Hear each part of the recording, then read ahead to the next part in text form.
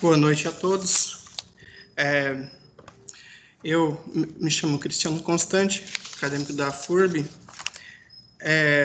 Em primeiro lugar, agradeço ao meu orientador, Dominique, por ter aceito orientar na elaboração desse trabalho. Agradeço pela paciência, pelos conhecimentos compartilhados, que me foram muito úteis. Agradeço à professora Cristina pelas contribuições, também por ter muitas vezes me cobrado a leitura historiográfica das bibliografias utilizadas. Agradeço também aos membros da banca, Anita Fattori, a doutoranda em História pela Universidade de São Paulo, e a Simone Aparecida Dupla, doutora em História pela Universidade Estadual de Maringá, por aceitarem o convite para avaliarem esse TCC.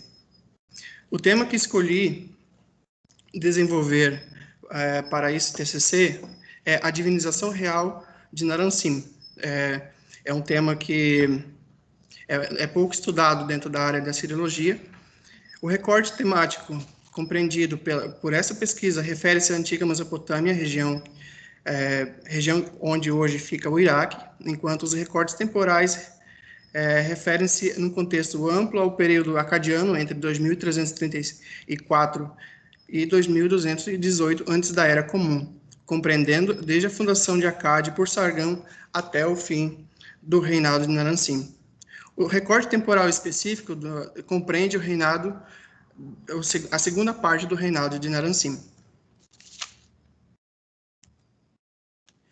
O problema da pesquisa. A divinização real ocorre na convergência de diversos fatores. Temos inúmeras inscrições reais que apresentam e inscrevem o nome do rei como determinativo de Ingir, indicando divindade. Na Estela da Vitória, um monumento de pedra com imagens em relevo de uma batalha do rei contra os povos Lulubi nas montanhas dos Agros, o rei é apresentado portando a tiara dos deuses, um símbolo de divindade, que é outro indício, né, da divindade desse rei. Na inscrição de Basect, o rei é divinizado pelos deuses a pedido do povo, e aí ele constrói um templo, teriam construído um templo em Acádia, mais um indicativo de divinização real. Considerando isto, e que os povos mesopotâmicos entendiam os deuses como seres presentes através de suas estátuas nos templos, e que os deuses eram entendidos como seres reais que poderiam trazer ordem e desordem ao mundo, o problema consiste do seguinte questionamento: qual foi o motivo da divinização do rei Naram-Sin de Acádia? Desse questionamento decorrem outras questões da problemática, como o que significou a divinização, qual a sua relação com a guerra, a propaganda real iniciada por Sargão, e tendo também ferramentas propagandísticas, as estátuas e as estelas triunfais. São essas as inquietações que recebem nossa atenção ao longo desse trabalho. O conjunto de fontes utilizadas nessa monografia possui 3 tipologias principais: a cultura material, que são as fontes arqueológicas, o caráter arqueológico das fontes, a materialidade dessas fontes, as fontes iconográficas, que são as imagens, as imagens em relevos, as imagens em pinturas. O texto cuneiforme, a terceira tipologia, o texto cuneiforme do gênero inscrições reais, que são as inscrições dos governantes mesopotâmicos publicadas por Douglas Freyne. Essa é a listagem de fontes que está na tela, que foram utilizadas nesse trabalho. O suporte teórico, ele segue considerando a tipologia das fontes. Considerando essa tipologia, sua forma e conteúdo, o referencial teórico-metodológico da pesquisa fundamenta-se nas reflexões acerca das teorias da análise de discurso, tendo como referência Dominique Maguenot, que sugerem que, quando se fala de discurso, ative-se assim de maneira difusa um conjunto de ideias-força. E também na vertente de análise de discurso, representada por Eni Orlandi, para a qual todo o discurso é aquilo que é dito silencia outras falas não ditas, que podem estar implícitas no dizer. Também nos apoiamos na teoria da imagem e método de análise iconológica acerca da imagem proposta por Erwin Panofsky, e utilizadas pela historiografia brasileira, sobretudo por Kátia Poser e Juan Silva, para analisar e pensar a iconografia dos relevos de guerras sírios. Também nos recorremos à teoria dos protótipos proposta por Eleanor Rosch e sugerida pelo assiriologista austríaco Gerhard Sells, para pensar e buscar superar o princípio do terceiro excluído, o tertium non datur, da lógica aristotélica utilizado como princípio de classificação dos conjuntos de objetos da mesma classe. A teoria dos protótipos propõe ser uma alternativa à ideia de que as classificações não podem possuir contradições. Considerando que os deuses da Mesopotâmia são ambíguos, torna-se útil pensá-los por meio de um modelo que permita essas ambiguidades, de modo que não seria uma contradição um homem ser Deus no pensamento dos povos daquela região. Também adotamos algumas reflexões e propostas metodológicas advindas da cultura material, conforme as proposições de Ulpiano Bezerra Menezes, para o qual as fontes arqueológicas requerem ser consideradas como produtos e como vetores das relações sociais. Por isso, por fim, consideramos ainda as proposições de Marcelo Rede, que defende que, longe de formar um cenário estático, também as coisas físicas, as fontes da cultura material, têm uma trajetória, uma vida social com sucessivas mutações, de modo que as fontes materiais permitem observar o homem em movimento. Acádia, o primeiro império, um problema historiográfico. Em primeiro lugar, não há consenso acerca do uso do conceito de império entre os assiriologistas na historiografia acerca de Acádia, conforme apontamos, e mesmo acerca de outras culturas cuneiformes na Mesopotâmia. O primeiro questionamento que pode ser levantado quando se fala sobre o fenômeno expansionista que foi este reino é: Acádia pode ser considerado um império?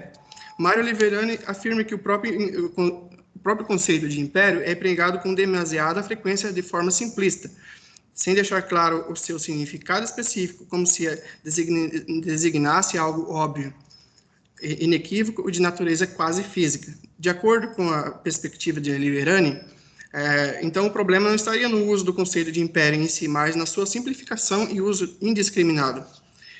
Dentre os historiadores a favor do uso do conceito para a realidade da Mesopotâmia, está Benjamin Foster, que defende que Acádia foi exatamente um império, pois, conforme a sua definição, império é abre aspas, um domínio político supremo e extenso presidido por governantes dinásticos que reivindicaram poderes extraordinários e mesmo sobre-humanos ou até divinos. Seguindo esse mesmo raciocínio, Dominique Charpin afirma que não existe um termo na língua acadiana correspondente à nossa noção de império, que foi herdada de Roma, mas isso não excluiria a existência do fenômeno em si. Além disso, é possível perceber as pretensões expansionistas de Naram-Sin quando esse intitula-se como Rei dos Quatro Cantos e como Rei Conquistador. São reforçadas nas descrições reais acerca das conquistas militares os epítetos como Danum, que significa poderoso, Sagizra, conquistador. Além disso, a incorporação de unidades políticas da Suméria e arredores, as pretensões expansionistas, as inovações da escrita e na administração, bem como a divinização real, podem ser consideradas práticas de algo próximo do que poderia ser um império. Da perspectiva arqueológica, existem, entretanto, dificuldades em determinar onde começa e onde termina o reino acadiano. Não é possível saber o alcance do domínio acadiano. O interesse dos reis acadianos, entretanto, era controlar rotas comerciais mais do que territórios. E em regiões mais distantes não houve um domínio efetivo, conforme vemos no mapa, as áreas riscadas, as áreas que são contestadas se ali era um domínio ou não era um domínio acadiano. Nas regiões mais distantes, havia apenas alianças diplomáticas por meio de casamentos. E em vista desses problemas apontados pela historiografia, pela ambiguidade do conceito, pela fragmentação das fontes, pela indefinição de fronteiras entre Acádia e outros domínios mesopotâmicos, O baixo poder explicativo do conceito, sua semântica carregada de reinterpretações modernas e contemporâneas, e a sua etimologia latina, dentre outros fatores, apontamos para a necessidade de abandonarmos o seu uso enquanto categoria explicativa do fenômeno expansionista acadiano iniciado por Sargão de Acade e melhor representado na figura do rei divinizado Naram-Sin. Naram-Sin e a dinastia sargônica.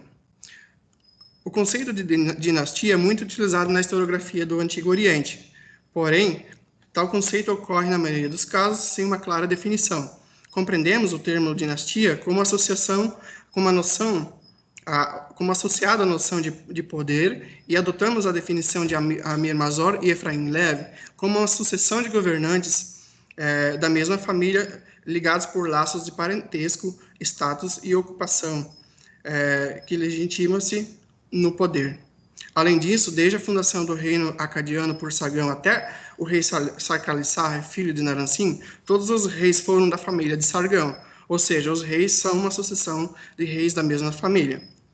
A legitimidade dos reis acadianos que se impuseram na Mesopotâmia sobre as cidades sumerianas foi intensamente aprofundada pelos reis de Acade por meio de estelas triunfais, que são monumentos de pedra que visavam comemorar as vitórias do rei em campo de batalha e enaltecê-lo como conquistador sob a proteção da deusa Ishtar. Nesse sentido, a propaganda real, por meio das estelas triunfais, busca desenvolver uma imagem positiva da dinastia enquanto reis guerreiros valentes diante dos quais os inimigos sucumbem. Na imagem à direita, uma das fontes iconográficas utilizada na pesquisa trata-se de um fragmento de uma estela de Naram-Sin, comemorando uma vitória na Anatólia.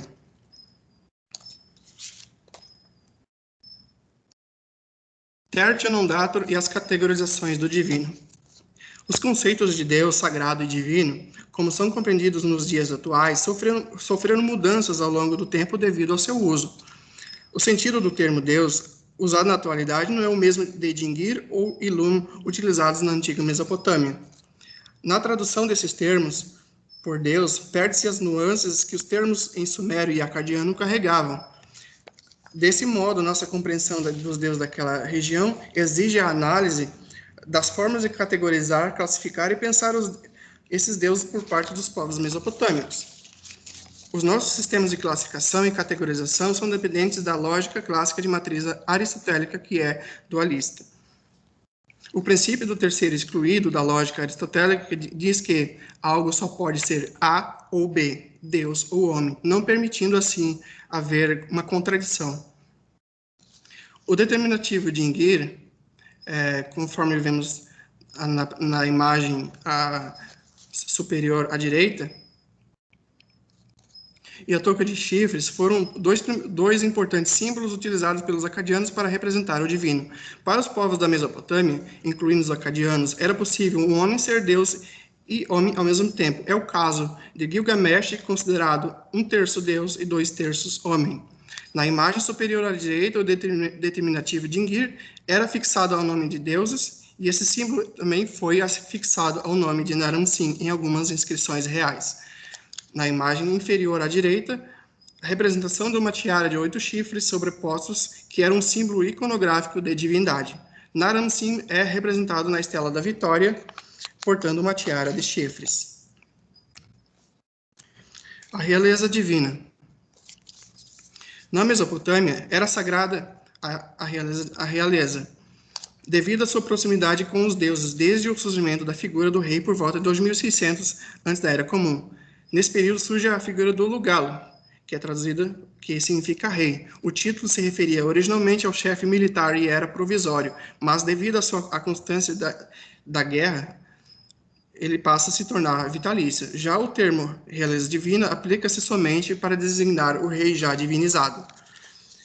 A construção discursiva e imagética da realeza divina foi por um longo processo que inicia em parte quando ele assume o reino das mãos de Manituxo, quando uma colisão de cidades sumérias sobre o domínio acadiano se revoltam contra Acade.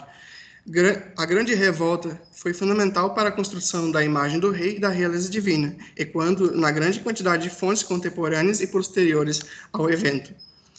A vitória do rei contra a grande revolta foi motivo da exaltação do rei em inúmeras estelas triunfais e resultou na divinização do rei Naram-Sin de Akkad. A proximidade do rei acadiano também pode ser explicado pelo rito do casamento sagrado entre o rei e a deusa Ishtar, a deusa da guerra, do amor e patrona do reino acadiano. O rito, enquanto um ato de amor da deusa ao rei, seu favorito, serve para nos lembrar o quão diferente eram as nossas noções do divino, conforme já ressaltamos. E não apenas isso. Em um contexto de guerras contra cidades revoltosas que questionam o domínio acadiano, o casamento sagrado garante a fertilidade e sucesso para o decorrer do ano e mantém assim a organização social vigente e os modos de relações entre o povo e o reino. É possível, assim, pensar como Bakshko, considerar o casamento sagrado como um dispositivo de produção de um bem simbólico, a saber, a legitimidade do poder, um bem raro e disputado que se constitui em motivo de conflito entre o dominante e o dominado. O ofício sagrado do rei. Havia diversas formas na Mesopotâmia de se homenagear os deuses. A mais comum era na forma de oferendas. De acordo com Marcelo Reis, as oferendas ocupavam um lugar central na religião mesopotâmica. Geralmente eram feitas na forma de uma refeição oferecida à divindade, uma ou mais várias vezes ao dia. As refeições aos deuses eram oferecidas às estátuas dos deuses nos templos baixos e nos templos altos dos zigurates. E as estátuas objetificavam a presença dos deuses. Devido à crença de que os deuses estavam presentes no local dos templos, os ofícios que se relacionavam com a esfera divina eram considerados sagrados, em acadiano, Kudosho, significando purificado e consagrado. O ofício de construtor de templos assumido por Naram-Sin reforça a ideia de rei divino. Ao construir templos para a deusa Ishtar, Naram-Sin não apenas reforça o caráter sagrado do seu governo, mas também a sua legitimidade. Os selos de tijolo, nesse sentido, corroboram a hipótese de que o ofício sagrado de construtor foi um elemento fundamental das políticas de Naram-Sin. Ofício que o rei buscou imortalizar em inscrições reais gravadas em blocos de tijolo e tablets cuneiformes, e objetificando neles o seu nome junto com o determinativo Dingir, de modo que assim poderia estar simbolicamente presente por toda a Mesopotâmia como Naram-Sin, o poderoso rei dos 4 cantos do mundo. Na imagem, detalhes do formato de um selo de tijolo com destaque para a inscrição real na parte à direita e para a alça para singular na parte superior.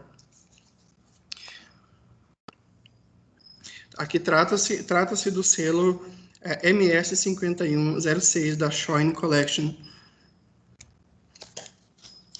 A divinização real de Naram-Sin. A divinização de Naram-Sin insere-se no contexto turbulento da grande revolta contra o regime acadiano, de pretensões expansionistas da dinastia sargônica, cuja imagem era de reis guerreiros que fazia propaganda de si mesmo em estátuas e estelas triunfais. As fontes acerca das razões da divinização de Naram-Sin ressaltam igualmente o tema da guerra. Assim, concordamos com Juan Cleberson Pereira da Silva quando este afirma que a guerra e a violência foram expressões emblemáticas de poder na Mesopotâmia, com presença exponencial em monumentos e inscrições celebrativas, comemorativas e narrativas. De acordo com a inscrição de Basect, foi devido à vitória sobre os rebeldes da grande revolta que o rei salvou a capital da destruição. E por essa razão, os habitantes de Akkad teriam solicitado aos deuses para fazê-lo deus de Akkad. Porém, antes de Naram-Sin, os soberanos da dinastia acadiana já faziam propaganda de seus feitos como grandes guerreiros, inscrevendo-se suas vitórias em estelas triunfais e atribuindo as vitórias aos deuses. Na imagem à direita, representa-se a base e a parte superior da estátua de Basect, contendo a representação de um jovem nu e a inscrição em acadiano acerca da divinização do rei Naram-Sin de Akkad.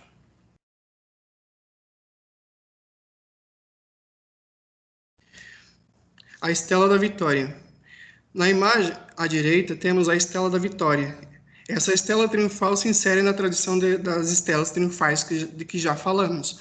A exposição do corpo do rei nessa estela reforça a ideia de força masculina e heroísmo do rei diante dos inimigos. Este motivo artístico permaneceu popular por muitos séculos na arte mesopotâmica, e a nudez foi um permanente requisito dos heróis.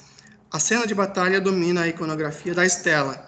Conflitos militares entre Narasim e outros povos das regiões próximas, como os povos Lulub das Montanhas Agros, né, o povo nômade que habitava as Montanhas Agros, atual Irã. Na imagem, o rei está sobre a montanha, acima dele algumas representações de símbolos divinos, e à frente dele o rei inimigo pedindo clemência voltado para trás. O rei é representado em tamanho superior aos outros sujeitos da imagem.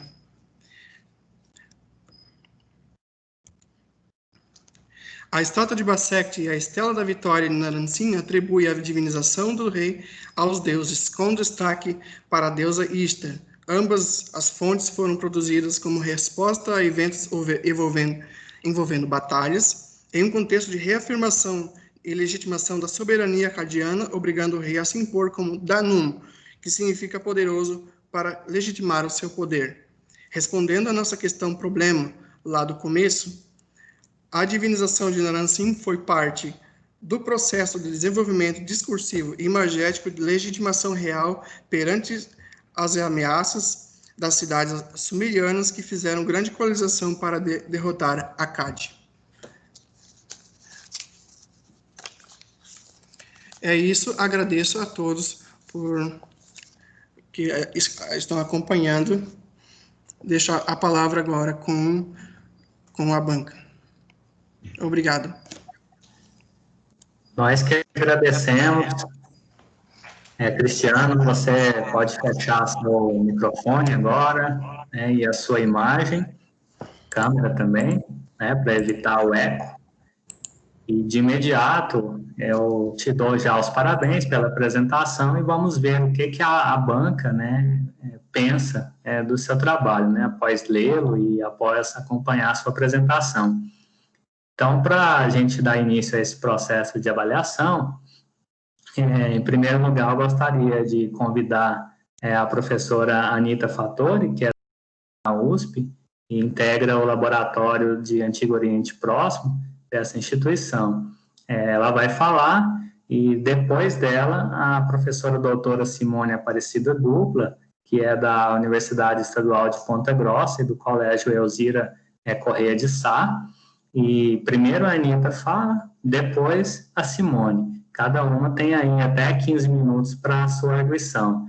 E peço a você, Cristiano, que anote as questões, né, subscreva todas, pense, né, sobre elas, para depois, ao final, depois das falas de Anita e Simone, então você, se quiser, poderá se manifestar. Então, sem mais delongas, né, já agradecendo aí o aceite, né, da querida aí Anita, né, querida Simone, que prontamente, né, atenderam o nosso chamado aí e aceitaram avaliar esse trabalho do Cristiano Constante.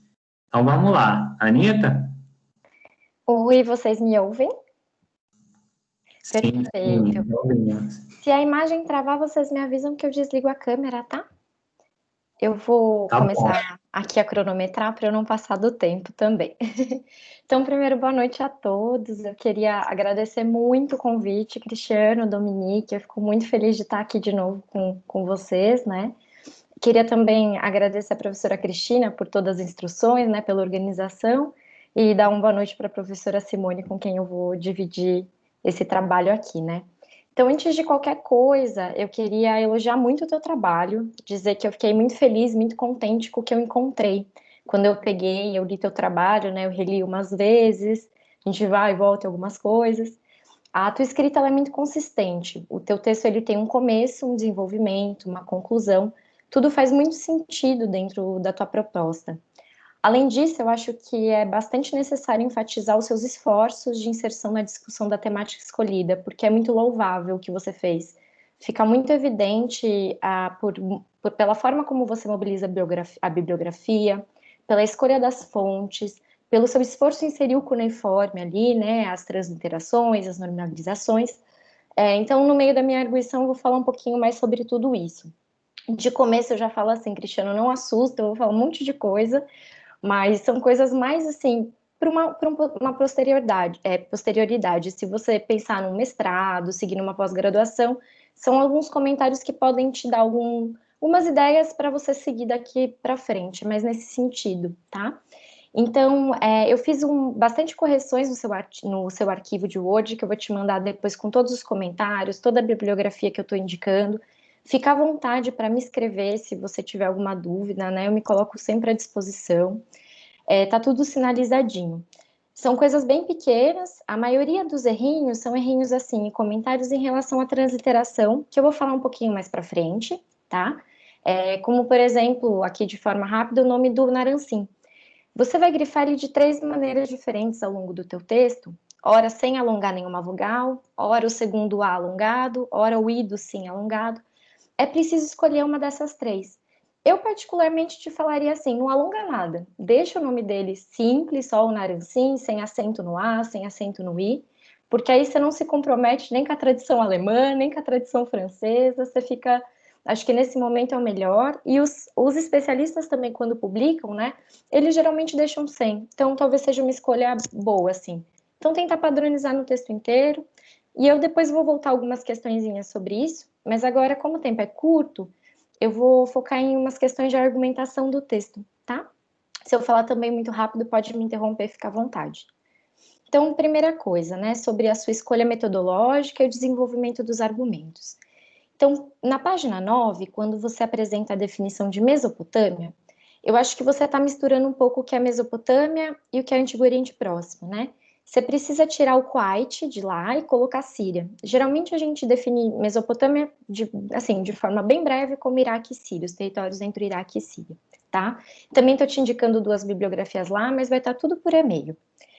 Na sua introdução, você apresenta todas as informações que eu preciso saber sobre o seu trabalho. E os parágrafos estão muito bem construídos. Eu consigo entender tudo o que você quer fazer, o que você vai fazer, fiquei muito feliz. É uma introdução clara. Minha única crítica é que talvez a ordem da introdução não esteja tão clara assim. Então, por exemplo, você fala da tua metodologia antes dos objetivos e hipóteses. Então, você me dá a metodologia antes de falar o que você vai fazer. Talvez seja importante e seja... te ajudaria a fazer um mapa mental. Tem alguns vídeos que foram lançados há pouco tempo no YouTube, da Rosana Pinheiro Machado, que eu também te mando depois, que tem sido muito importante para a minha pesquisa acadêmica e colegas que eu tenho conversado, falando um pouco sobre a organização de pesquisa. Então, assim, seu texto está lá, está tudo tá ótimo, tá tudo o encadeamento de ideias nos parágrafos estão excelentes, talvez só uma questão de alterar a ordem, nada grave, nada que vai te tomar muito tempo, né? Depois, na página 13, você vai falar um pouquinho sobre o campo da Siriologia. Aqui eu vou te lançar uma pequena provocação, né? O que é o campo da Siriologia para você? Como que esse campo se define? Como que ele se projeta frente aos centros consolidados e aqui no Brasil? Por que eu pergunto isso, né? Você cita o professor Marcelo Rede, a professora Kátia, mas, por exemplo, aí que está o perigo da gente dar nome aos bois, né? Você esquece do professor Carlos Gonçalves. E hoje o professor Carlos ele tem uma importância muito grande no campo assiriológico fora do Brasil, por exemplo. Né? Ele publicou um artigo com tabletes inéditos do Louvre esse ano. Ou, por exemplo, colegas como Leandro Ranieri, fazendo um pós-doutorado sobre período neo-assírio. Você também vai falar de alguns professores que contribuíram para o campo, mas que não são especialistas. Aí eu senti, assim, por exemplo, o Jacinto, que traduziu as obras, né, Epopeia de Gilgamesh. Mas isso são só provocações, não estou descreditando o seu trabalho. São coisas para a gente pensar e eu penso muito sobre isso. Acho que a gente precisa sempre se colocar essas questões, né? Em relação às suas discussões sobre império, a CAD se confunde ao conceito de império, você diz no texto, né? Por quem? E por que ele se confunde com o conceito de império? E aí, novamente, eu vou te fazer uma provocação. Existe um problema em empregar o conceito de império, Ou o problema é empregar ele sem especificar o que você está querendo dizer com o império? Porque a gente tem que se esvaziar de conceitos ou aplicá-los com consciência? Fica outra provocaçãozinha. Na introdução também você vai falar, né, que todo o teu trabalho está balizado em 2 perguntas centrais, que é a questão do por que esse soberano vai aparecer divinizado, né, e o que significa a divinização e sua relação com a guerra e com a propaganda. Eu vou começar falando um pouquinho com a questão da divinização do Naram-Sin. Primeiro ponto, seu trabalho me lembra muito uma aula do professor Marcelo Rede, da graduação sobre o Naram-Sin, e eu fiquei pensando em algumas questões sobre isso, que talvez possam te ajudar a seguir daqui para frente com a pesquisa, né? Primeiro, eu acho que é preciso sinalizar logo de cara a especificidade desse fenômeno dentro do quadro mesopotâmico. O que eu estou querendo dizer com isso? Ele é um fenômeno de transição, mas ele é um fenômeno de exceção, é a característica principal da divinização do Naram-Sin, dentro do quadro mesopotâmico. Você precisa especificar quais são o que esse quadro de exceção, né? Então, nesse sentido, eu fiquei pensando se o princípio do terceiro excluído, ele te ajuda. Por quê? Na página 11, você me diz assim: não se trata de uma contradição o homem ser Deus no pensamento mesopotâmico. Será que não? Porque na Mesopotâmia, a regra é que a realeza é divina, mas a figura do soberano não. Talvez uma mudança de foco. Daqui para frente, né? Você pensar não como uma contradição, mas talvez como um ato de exceção. Mudar um pouco esse foco talvez te traga novas respostas, novos olhares sobre essa fonte, né? Pensando no que levou o Naram-Sin a se divinizar, buscar essa divinização. Ele vai aparecer usando o capacete cornudo, que é um atributo dos deuses. Em alguns textos, né, vai aparecer precedido do determinativo de divino, ou seja, qualificando o rei como um deus. Talvez pensar esse fenômeno no quadro mais amplo das transformações do contexto mesopotâmico te ajude a pensar pontos interessantes. Que pontos, né? O processo de transição do nascimento dos palácios no contexto das sociedades-templos. Esse seria o fenômeno que o Naram-Sin está envolvido. E aí eu fico me perguntando, né? Esse discurso do palácio de se apropriar de elementos divinos não seria uma forma de tentar entrar nesse mundo do templo que está em decadência? E as reações contra o Naram-Sin, talvez não é uma forma do próprio templo colocar algumas resistências a essa ambição dele se aproximar de um domínio do templo? Fica uma questão aí para você. O segundo ponto sobre a divinização que eu queria falar com você é justamente o tratamento sobre o termo Dingir, né, que é o determinativo do divino. Já na introdução, eu acho que é importante você já mostrar para o teu leitor o que é um determinativo. Qual que é o significado de um determinativo em contexto? Você faz isso, mas talvez uma nota de rodapé ou 2 frasezinhas na introdução para que teu leitor vá acompanhando essa discussão, né? Também você vai falar de qual que é a especificidade do termo, usado em diversas formas no contexto da cultura cuneiforme, né? Bom, o Dingir, ele tem uma especificidade. Por exemplo, ele aparece sempre antes do nome divino. Isso é importante demarcar porque alguns determinativos aparecem depois, como, por exemplo, que é usado para demarcador de cidade, localidade geográfica. É legal marcar essa diferença. No texto, você explica os exemplos de logograma, e na página 38 você fala assim, né, abre aspas. Categorização e classificação do divino é o que o termo faz. Consequentemente, a presença ou a ausência desse determinativo seria um critério para determinar se o nome que é precedido pelo Dingir, pelo determinativo, é um nome divino. Eu acho ótimo, são colocações ótimas, mas você precisa ampliar um pouquinho essas coisas. Quais que são as minhas sugestões aqui para ampliar? O primeiro ponto dele, são 2, tá? É explicar que os determinativos, eles aparecem em nomes de pessoa. Por exemplo, o nome do Naram-Sin, que é o que você está trabalhando. O Dingir, ele vai aparecer antes do Sin, por quê? Porque o Sin é um nome de Deus. Então, ele está marcando ali que dentro do nome de uma pessoa comum chamada Naram-Sin, um dos componentes do nome é divino, que é, né, o amado de Sin, do Deus Sin. O que muda? Por que o que acontece com o Naram-Sin é um fenômeno diferente? Porque o Dingir, o determinativo lá de divino, ele não está antes do nome Sin, ele está antes do nome Naram. Então ele está pegando o nome completo, que seria o nome de uma pessoa, e está falando que, ó, essa pessoa aqui é uma pessoa divina. Aí que está a questão da exceção. Não que você não faça isso, mas são questões de deixar mais marcado para potencializar o teu argumento. Tá lá. É questão de potencializar teu argumento. Um segundo ponto que eu acho importante você falar também.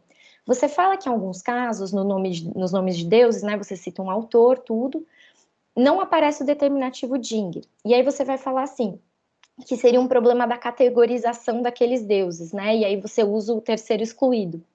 Aqui eu discordo um pouco com você. Por quê? Vou explicar, né? Por exemplo, eu trabalho com um período bastante distante do seu. Trabalho com lá período paleoassírio, norte da Mesopotâmia. Na minha documentação, o nome do deus Ashur nem sempre aparece com o determinativo de Dingir. Por quê? Porque Ashur é o deus por excelência. Então, nem sempre no nome divino eu preciso ter o determinativo para caracterizar. Faz sentido? Depois também a gente pode conversar mais sobre isso, mas como eu disse, teu argumento está lá, é questão de potencializar para o leitor. Depois, né, uma outra questão. A natureza divina e a natureza das fontes é importante trabalhar aqui, porque como aparece a natureza divina, em que fontes isso aparece, isso vai se coligar com uma questão que você enuncia na introdução.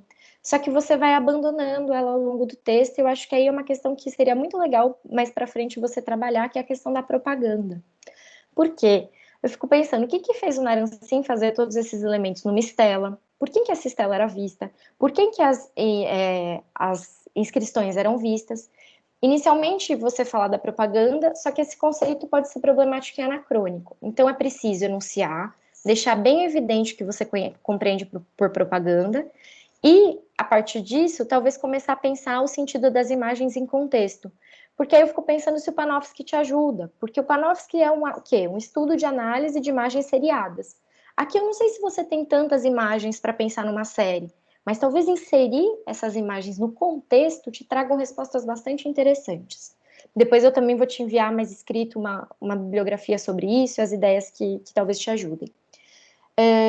Você vai falar que você vai usar reflexões teóricas e propostas metodológicas advindas da cultura material. Você está falando de estudos de cultura material? Porque se sim, é preciso pelo menos se inserir um pouco nas discussões de arqueologia.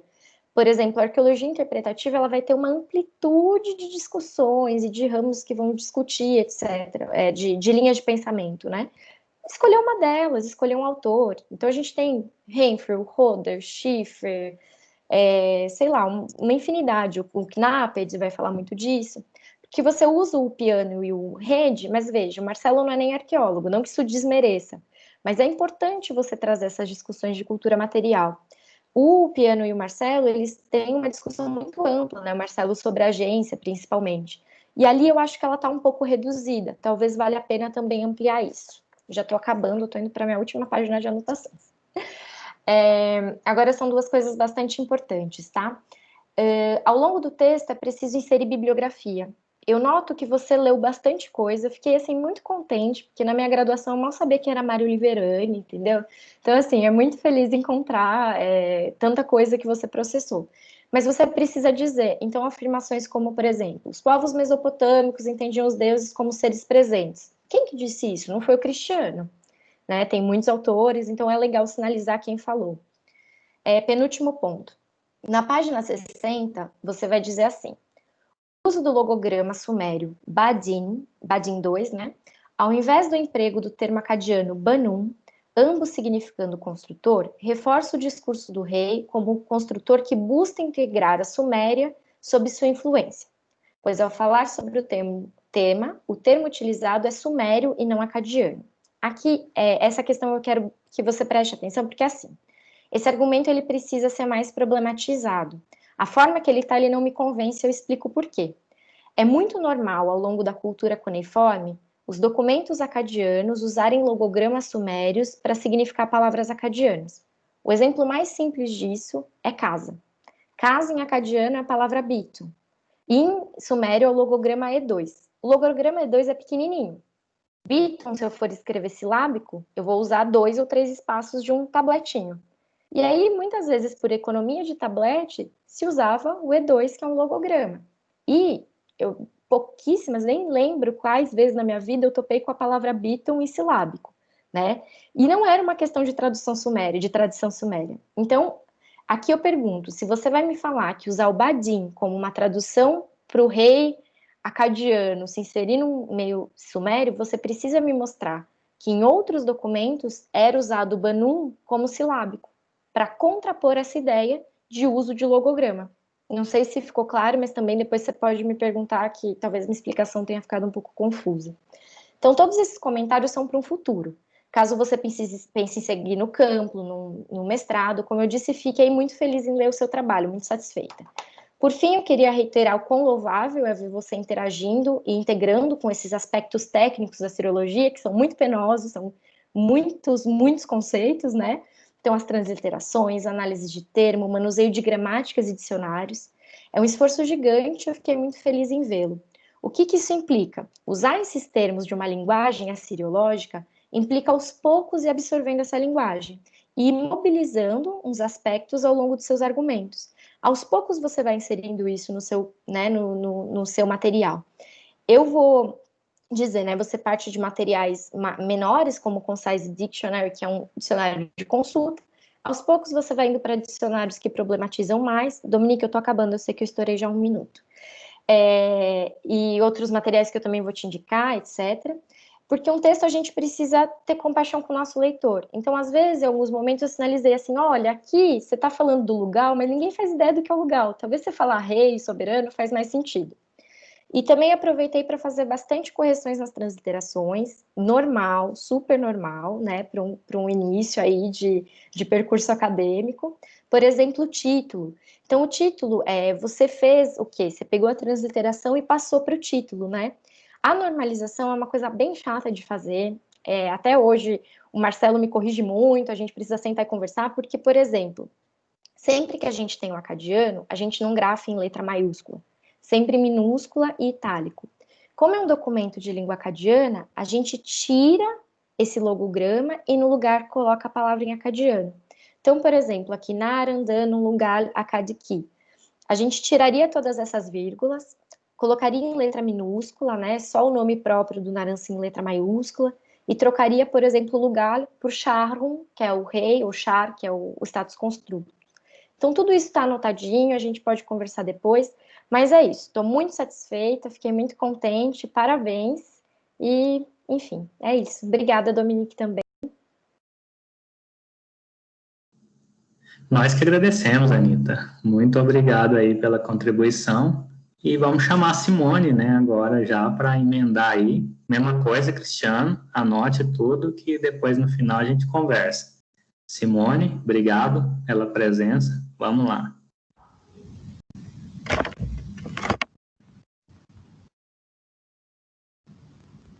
Boa noite a todos. Eu estou tentando ligar minha câmera aqui porque está terrível, esse meu computador está uma carroça. Mas eu fiquei muito feliz, né, com o convite também.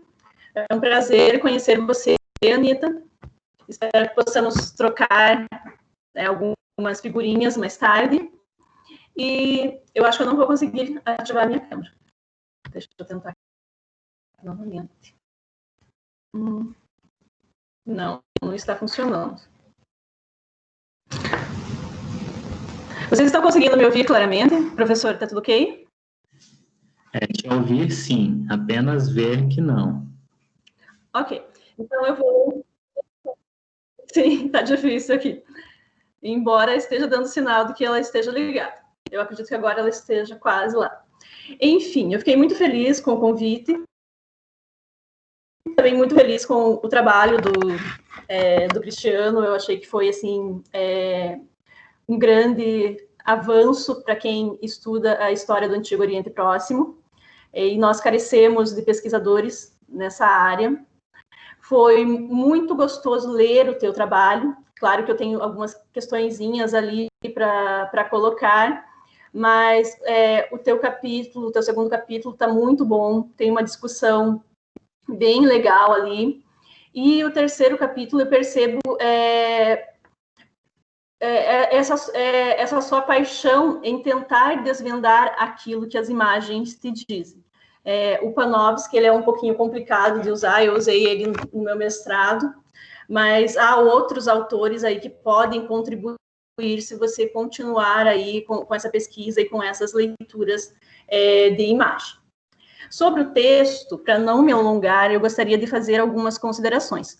Começando lá na sua página 14, na página 14, que você coloca ali no primeiro parágrafo, alguns chamaram de berço da civilização, um exagero, certamente, né, se referindo à Mesopotâmia.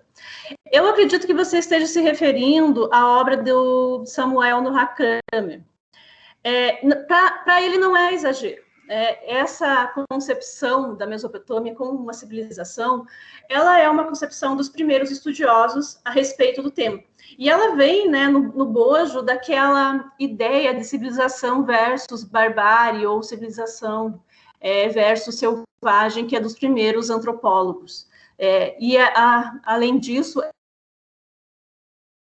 aproximação de Nana com o rei também é uma construção que vem nesse bojo, principalmente com o Sir James Fraser. Então, para Kramer, não é, de forma alguma, um exagero achar que a Mesopotâmia seria o berço da civilização, até porque, quando ele compara com outras sociedades, ele acredita que encontra ali o primeiro caminho, ou tudo que possa ocorrer dentro em primeiro plano, daquilo que ele entende por civilização, vai se encontrar ali na Mesopotâmia. Mas eu acho que seria interessante que você, de repente, apontasse no teu trabalho o que seria uma civilização e por que é um exagero acreditar que a Mesopotâmia seria, né, uma civilização. Da mesma forma que você faz uma discussão em relação aos pressupostos ali dos conceitos de império, se era império, se não era império, e eu acredito que você fica um pouco em cima do muro nessa discussão. Seria interessante que você se posicionasse no final dessa discussão, não só nas suas considerações finais sobre essa concepção de império.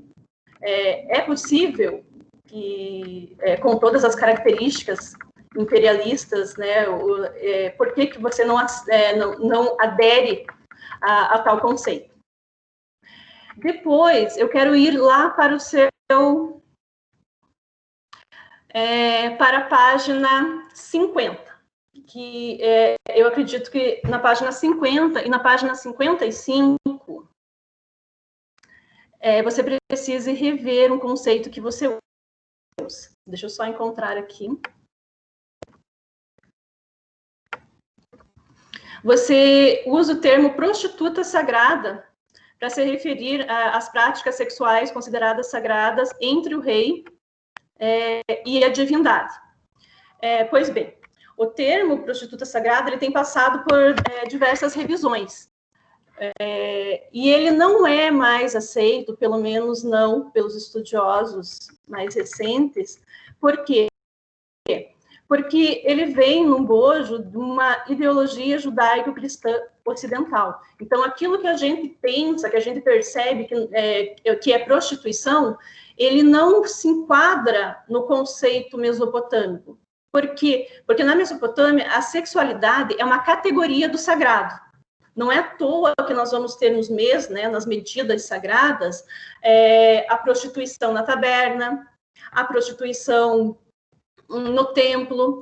Essa concepção de prostituição mesopotâmica, ela difere totalmente daquilo que a gente tenta imputar a ela. O que nós temos lá são práticas sexuais consideradas sagradas que podem ocorrer no templo ou podem ocorrer aí na própria casa do indivíduo, daquela forma que o Mircea Eliade vai trazer para nós em relação ao mito, ou seja, a reprodução do macrocosmo no microcosmos.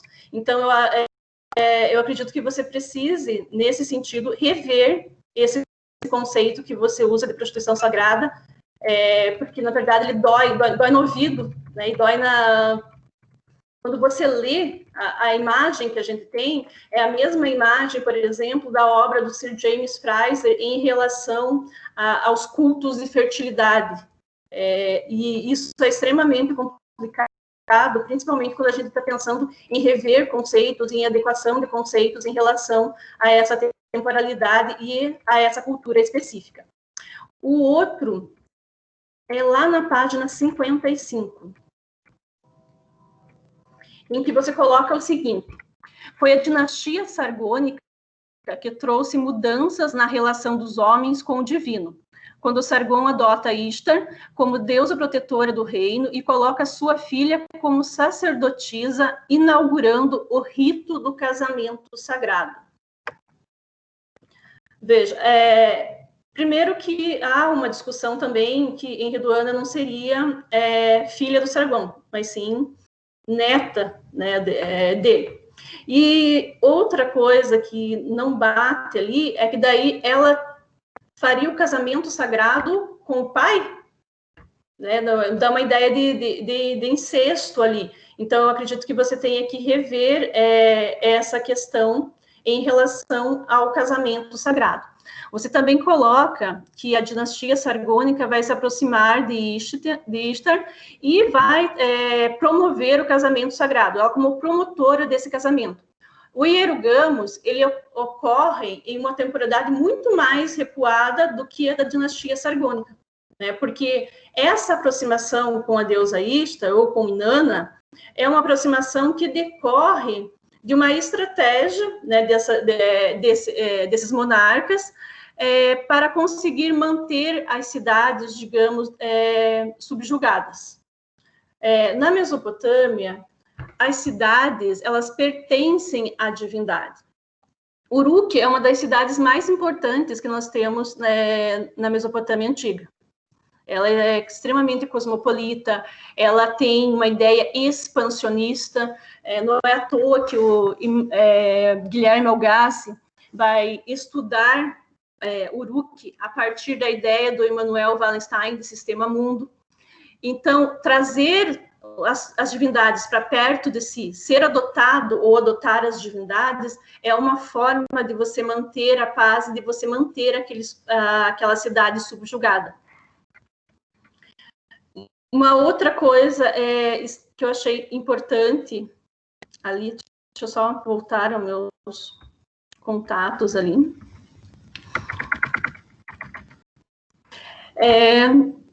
Sobre a relação do rei com os complexos templários, né? A gente precisa ter em mente que o homem mesopotâmico, ou melhor, o ser humano mesopotâmico, ele acredita piamente nos seus deuses, né? E o rei, ele não difere disso.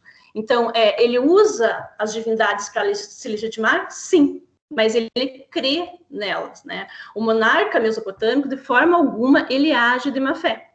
Ele é profundamente ligado às suas divindades.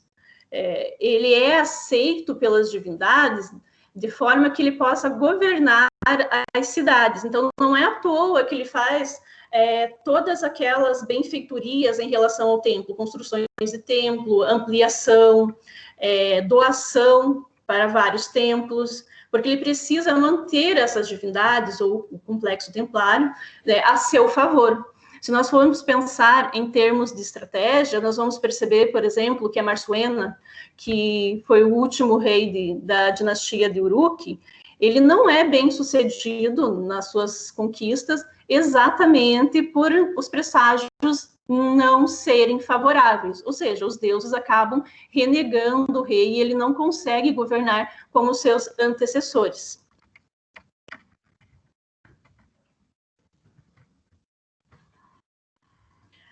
Sobre o terceiro capítulo, eu gostei bastante das suas conclusões a respeito das leituras que você tenta fazer em relação às imagens. Talvez fosse interessante para você aí dar uma olhada na obra do David Friedberg, O Poder das Imagens. Acredito que ele possa também te auxiliar, né, nessa caminhada. Mas o texto está muito bem construído, você sabe se colocar nas discussões, né, apenas lá no capítulo 2, que eu senti essa falta de você na verdade, senti falta de aparecer, né, você se posicionando em relação a essa questão de império e não império. Eu fiz algumas considerações ao longo do teu texto, depois eu passo para o professor, e também fiz algumas indicações de leitura, principalmente a respeito da ideia de divindade, sobre a própria Inanna, inclusive sobre as sacerdotisas. Por quê? Porque na Mesopotâmia nós não temos apenas as sumos sacerdotisas, nós temos toda uma categoria de sacerdotisas que realizam diversos trabalhos, algumas no templo, né, são reclusas, e outras não precisam estar no templo, podem fazer os seus trabalhos, né, apenas se dirigindo até ele. Algumas são casadas, outras não são. Então, algo que eu acho que você poderia rever nesse sentido. Mas, no mais, o trabalho está excelente e foi muito gratificante ter lido, né, o seu trabalho. Obrigado. Obrigada eu, prof. As duas avaliadoras do trabalho. Vou pedir à Anitta que ligue a sua câmera também, o Cristiano também pode ligar para a gente aparecer todos, né? E o Cristiano poder nos ver. E esse é o momento que o Cristiano pode fazer alguma consideração, né? Algum comentário, de repente, né? Se quiser responder alguma coisa, né? Mas tenho certeza que nós vamos, até porque está gravado, né? Nós vamos ouvir isso tudo de novo e pensar juntos, né? Mas vamos lá, Cristiano. Eu peço para que a gente deixe a câmera ligada, mas coloque o microfone mutado, né? Para que o Cristiano possa falar. Então, tá com a palavra, Cristiano. Em primeiro lugar, agradeço pelas considerações, pelas críticas, pelos elogios. Respondendo a Anitta acerca da transliteração do nome Naram-Sin, depende, tem autores que transliteram de um jeito, tem autores que transliteram de outro. Aí, em algumas partes, eu estava lendo um autor, conforme construindo o texto ao longo do tempo, ficou assim, mas... e depois, eu até lembrei que isso tinha que ser mudado, mas depois eu acabei esquecendo e ficou. Mas às vezes, tipo, na palavra sim, tem um chapéuzinho ali, né, e às vezes na palavra naram também é diferente, tem várias formas ali. Então, eu vou padronizar isso. Sobre a argumentação, a definição de Mesopotâmia. Eu utilizei uma definição que é a mais conhecida, né? Eu utilizei porque, na verdade, é um termo grego, né? Talvez tenha se problematizado se utilizo Kiengir ou se utilizo um outro termo utilizado pelos próprios povos da região, como é que eles se conheciam, como é que eles se chamavam.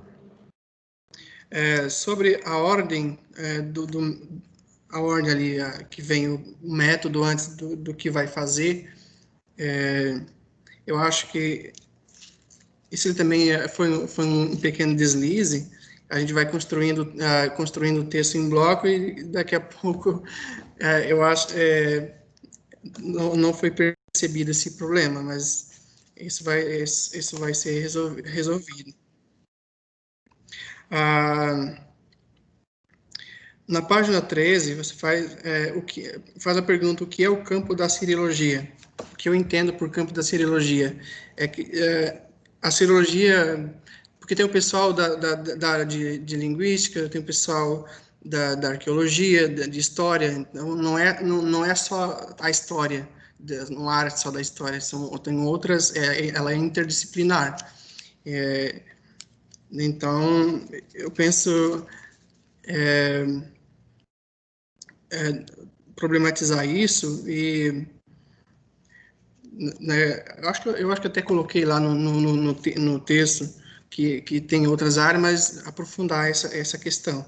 Quanto ao Carlos Gonçalves, eu não conhecia ele, apesar de todas as leituras que foram feitas, mais de 70, eu não vi, não conheci, simplesmente não conheci, não encontrei referências a ele, mas agradeço pela indicação. Quanto ao Jacinto, eu citei ele mais lá no segundo capítulo, né? Poderia também ter citado no começo, mas teve vários outros autores que eu não citei no referencial teórico, porque o Jacinto ele foi citado mais indiretamente, porque eu não estava usando ele como para discussão central. Eu usei ele mais como exemplificar como um homem, no caso do Gilgamesh, como que ele como um caso de alguém que poderia ser considerado tanto Deus como um ser humano. Aí, por que o conceito de império? Tem uma questão que tanto a Anitta comentou quanto a Simone, porque eu não me posiciono muito em questão a palavra império. Por que isso acontece? Porque até quando eu escrevi 70% do primeiro capítulo, eu era a favor do uso do conceito de império. Mas quando chegou lá na frente, aqueles itens que eu coloquei, que tem vários problemas, como a indefinição das fronteiras, a fragmentação das fontes, a arqueologia tem uma discussão enorme, que poderia até aprofundar mais ainda, mas dialogaria muito, mas tem uma discussão acerca de se é ou não é, porque você não consegue visualizar dentro da arqueologia onde começa, onde termina, qual é a fronteira do reino acadiano. Outra coisa é sobre mudar o foco sobre o Tertium Non Datur, para falar de exceção ao invés de contradição. A questão ali que foi posta pelo Gerhard Sells, que trabalhou, que usou a teoria dos protótipos para pensar a questão da categorização. Ele não deixou claro na obra dele que a teoria dos protótipos ela pode ser utilizada, apesar de ser como alternativa, mas não como substituição do Tertium Non Datur, da lógica aristotélica. Daí tem um outro autor, que é no caso a Elaine Roche, que eu cito, e ela diz que a teoria dos protótipos, a teoria cognitiva, ela pode ser usada como alternativa, mas não como substituição. As duas podem ser utilizadas juntas, né, para pensar principalmente coisas sociais, questões como da divinização, em que não necessariamente o pensamento pode ser dualista, porque algumas vezes a dicotomia e a dualidade mais prejudicam do que ajudam. Então, a gente pensando a possibilidade de haver contradição e ambiguidade também nos livra de alguns problemas, né, com a dicotomia. Sobre o termo Dingir, mostrar no início que eu acho também que na verdade, esse ponto do Dingir foi eu utilizei como exemplo, então eu pensei, eu vou usar mais para frente, vou tratar primeiro das categorizações e depois utilizar o Dingir como exemplo. Mas eu concordo com você que deveria ter mais no começo do capítulo, aprofundar sobre o uso do Dingir. Explicar que o Dingir aparece no nome de pessoas, como no caso de Naram Singh, que aparece o determinativo antes, tipo um nome composto com prefixo e sufixo. Às vezes vem no sufixo, e às vezes vem antes, no prefixo, na primeira parte. Mas tem a Estela de Bassect, que eu citei no terceiro capítulo, ocorre duas vezes o Dingir, o determinativo, tanto no sufixo quanto no prefixo. E em outras fontes que ocorre também, ele ocorre tanto no nome do Sin, que é o deus Sin, quando no termo Naram, que significa o amado, então ocorre 2 vezes no nome de Naram Sin. No caso, quando ocorre, na maioria das vezes não ocorre, mas em algumas fontes, quando ocorre, ocorre as 2 vezes. Sobre a natureza divina, trabalhar melhor a questão da propaganda, A questão da propaganda também foi algo que me ocorreu bem no final, já estava escrevendo, terminando, até o Dominique me questionou quando eu fiz a apresentação interna sobre o que é propaganda, ele citou uma autora, que agora não me recordo o nome, para pensar o que é propaganda. Então, eu desenvolvi, mas eu acho ainda que não ficou algo bem desenvolvido, porque era uma questão que me ocorreu mais no final e não foi bem desenvolvido nesse sentido. Se utilizar cultura material e inserir discussão sobre arqueologia. Então, a cultura material, apesar de que eu tive foco em 2 tipos de fontes, as imagens e os textos, como eles dialogam. Daí, em terceiro lugar, viriam a cultura material, para dar mais um sentido de materialidade no trabalho.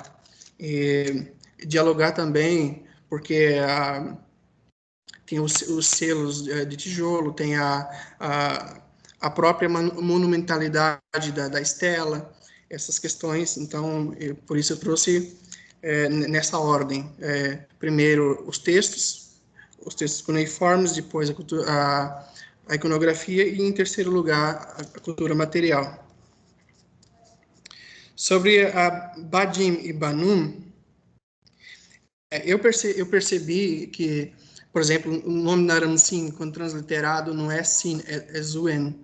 Então, eles utilizam, mesmo dentro da língua acadiana, muito utilizado os termos da língua suméria, são reaproveitados.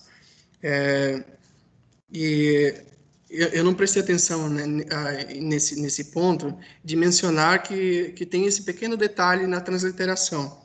Então, eu agradeço por ter chamado a atenção nesse ponto. E também falar sobre o lugar, utilizar rei ao invés de lugar, né? E revisando o texto essa semana, eu percebi que tem uma questão também que poderia ser problematizada, é a seguinte: com desenvolver, porque o lugar ele surge inicialmente como um chefe militar, ou como alguém, eu acho que até expliquei isso, um chefe militar que era provisório, que significava o grande homem. Então, a grandeza, o Lu Galo, o grande homem. Ele se torna um termo, um título, aliás, permanente depois que a realeza se torna permanente, por volta de 2600 antes da Era Comum.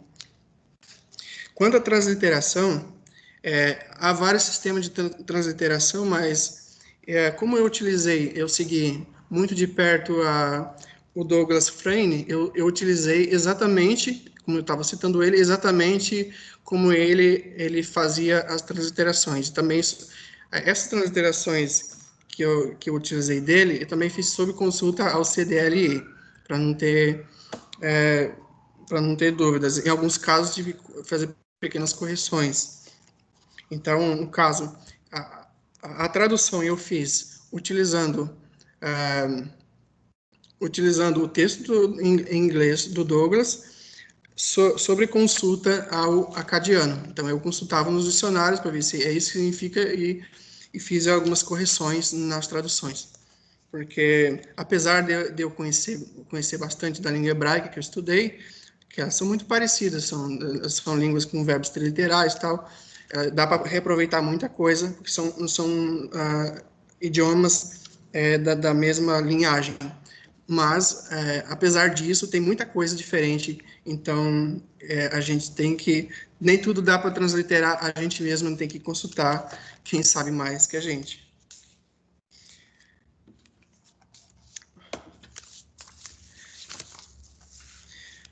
Agora, a resposta, Simone, dupla. Agradeço pelos elogios, agradeço pelas críticas. Sobre a crítica da página 14, Berço da Civilização, ela questiona, porque eu questiono esse termo, berço da civilização. Será que só a Mesopotâmia, só que aquele modelo ali é civilização, não tem outra? O Egito, que é o Antigo Egito, que é no mesmo período, também não é uma civilização? Então, são essas coisas.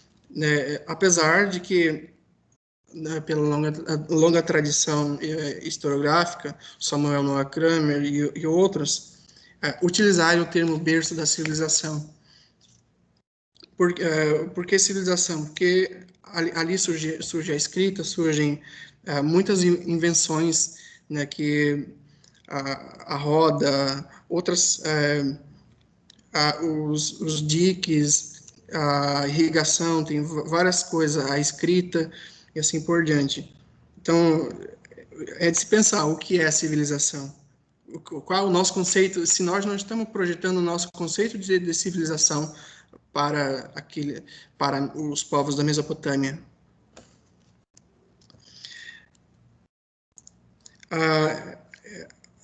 A Simone fala sobre se posicionar sobre o conceito de império.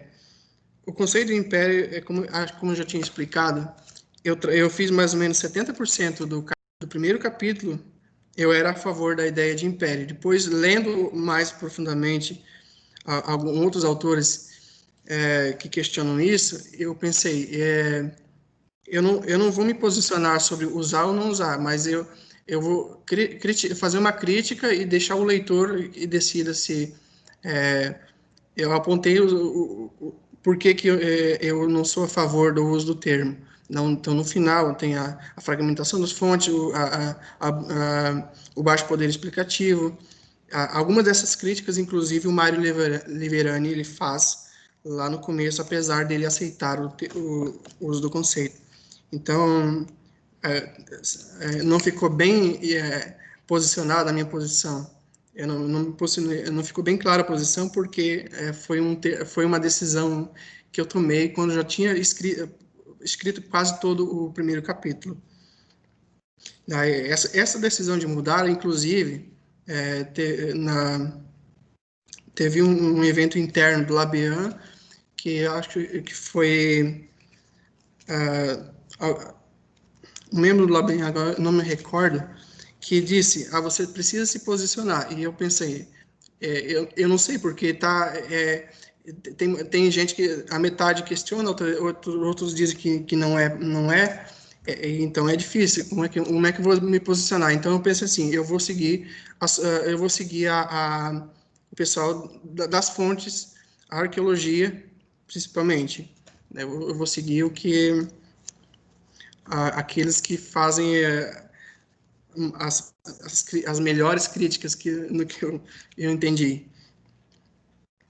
Sobre a página 50, rever o conceito de prostituta sagrada. Sobre isso, também a questão do casamento sagrado foi uma questão que também ocorreu. Ela não ficaria na discussão do segundo capítulo sobre realeza divina, mas aí lendo os artigos e a tese da Simone, então eu pensei, esse aqui é legal para discutir realeza divina. E daí, isso foi lá no começo de novembro, então eu fiz toda uma leitura rápida, né, fichamentos e tal, e vou inserir essa discussão. Tanto é que depois, mesmo depois de ter terminado o TCC, essa primeira versão, eu descobri que tem uma moça lá chamada Raquel Praik, da Universidade de Sydney, e que cita outros autores que questionam se realmente houve se era um casamento sagrado, isso, né? E essa discussão nem estava ali, porque foi em cima da hora. Eu ainda pretendo, talvez, agora na revisão, pelo menos citá-la em notas de rodapé. Na página 55, sobre a origem do casamento sagrado, eu segui um artigo de uma moça que ela afirmava isso, uma moça da UF. Ela, na verdade, ela tem a graduação, não é? Eu descobri que ela não tem um nível mais alto que isso, mas é um artigo e vários outros, tem teses que tem um nível mais alto que ela, citam esse artigo. Então, tem várias dissertações e teses que discutem o casamento sagrado, por isso eu tirei dela, mas eu desconhecia essa questão essa discussão se enredoana, porque eu também me passou isso na cabeça. Como assim? Ela era filha e casou com o pai, mas então se há essa discussão também, se ela é neta, em um caso incesto, então são coisas a se pensar. Sobre o hierogamos ser anterior a Sargão, esse ponto me era desconhecido, porque todas as ocorrências na discussão em assiriologia que eu li sobre hierogamos, sempre atrelado ao casamento sagrado, né? E nesse caso, então, eu desconhecia esse fato de ser anterior a Sargão. Da relação com o rei Crer, ser profundamente ligado às cidades. Eu acho que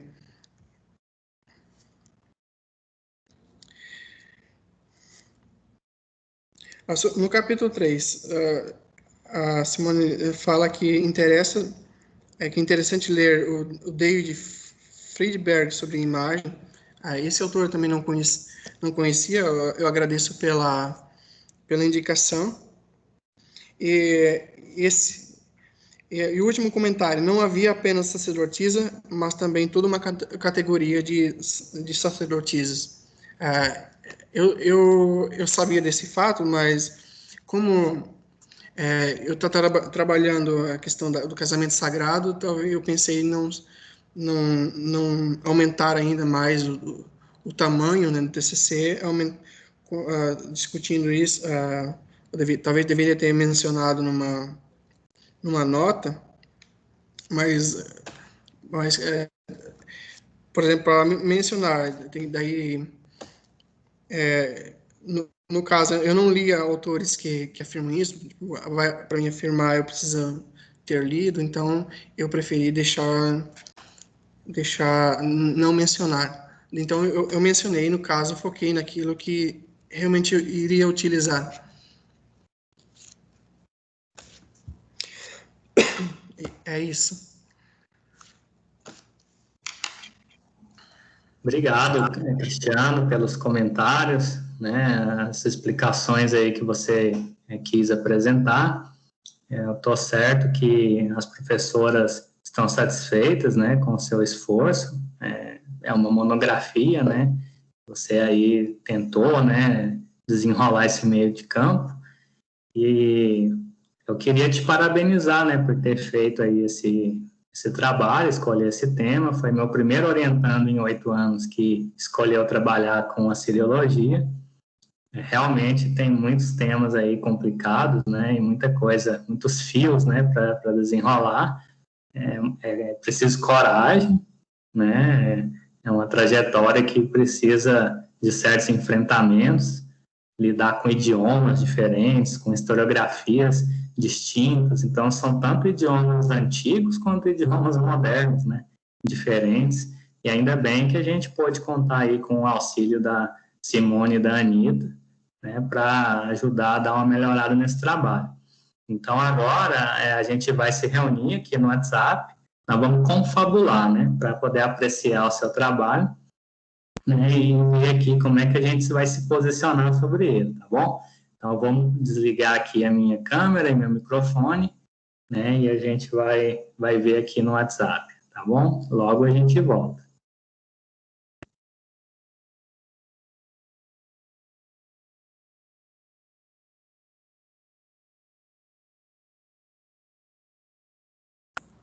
Oi, pessoal, aqui é a Júlia de novo. A gente preparou uma surpresa, então, enquanto a gente aguarda, eu vou projetar aqui o Cristiano. Onde que eu coloquei agora?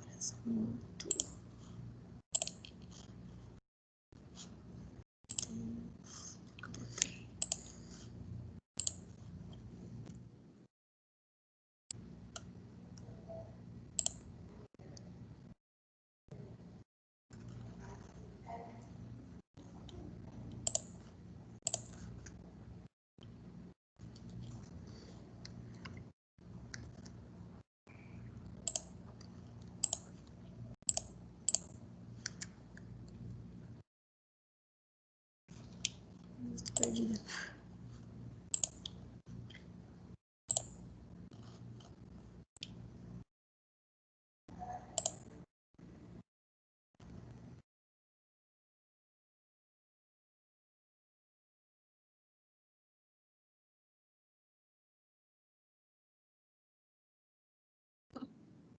Obrigado.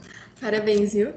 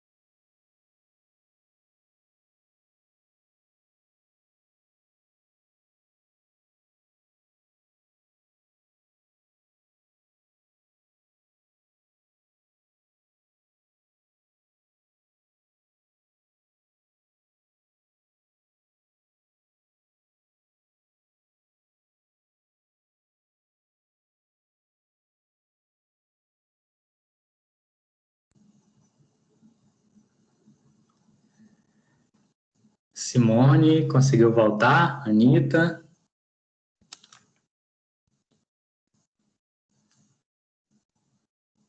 Estão por aí? Estou tentando, quase ligado. Deu certo. Anitta? Estou por aqui. Tá bom. Então é o seguinte, senhores e senhoras, nós nos reunimos, confabulamos, né, falamos, conversamos sobre o trabalho, avaliando todas as questões, as respostas que o estudante forneceu, o trabalho escrito, todas essas coisas, e em comum acordo, a banca decidiu pela aprovação do Cristiano. Parabéns, Cristiano. Parabéns, Cristiano.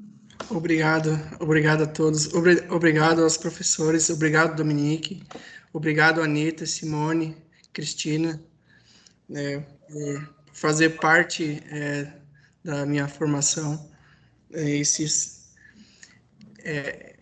Não tem nem o que dizer, é só felicidade. Obrigado a todos. Também obrigado a quem está assistindo. Agradeço. É isso aí, parabéns. Para mim foi um prazer, viu, Cristiano, te orientar. E agora eu espero que você continue, né, estudando, tem muita coisa para fazer. Certeza que lá na escola também você vai ser um bom professor. Vai ser bem legal ter alguém que estuda essa parte da história. A Anitta também começou assim, né, Anitta? Fazendo TCC já em Assiriologia, dando aula.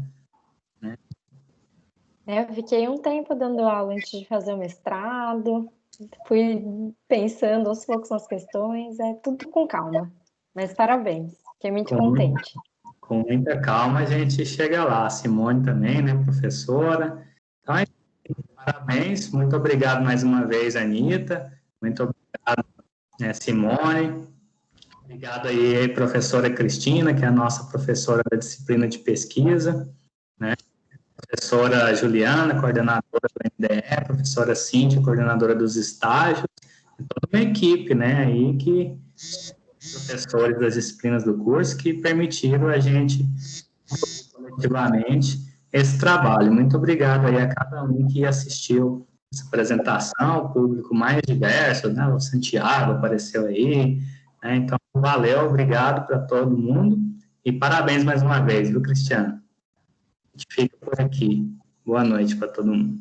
Boa noite. Tchau, obrigada, boa noite.